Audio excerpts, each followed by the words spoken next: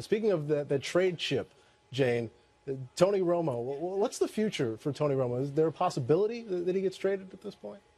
Look, at this point, the Cowboys are gauging the market, but if anyone tells you they know something concrete, I would argue that that would be a lie.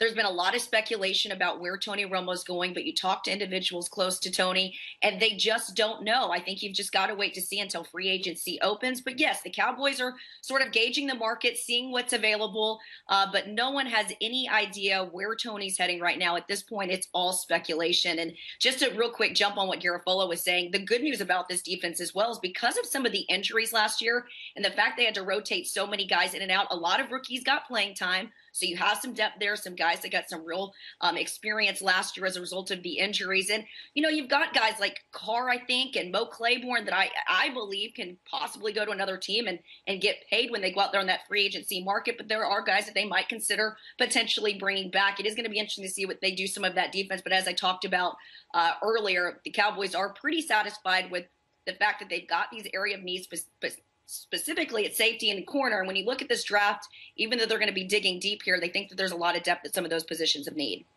Yeah, and Jane, just back to Romo real quickly, you're right about the fact that there's a lot of stuff that has to come together here. Now, we're a couple of weeks away from the start of the league here, so you'll see it. It will start to come together, and there will be some talks leading up to the start of the league here early next month. But you're right. There is nothing concrete at this point, and everybody's going to start to figure this thing out. The problem is, what's the value for Romo? What's the trade value? Obviously, the Cowboys want as much as possible, but it's going to have to be some kind of conditional draft pick that you're trading here. And when you talk to people around the league about that, they say the floor is going to be so low just because of the injury history, the recent injury history with Romo. Sure, the ceiling could be high, but are the Cowboys going to want to accept a floor that is so low with Romo because of the question marks about his health?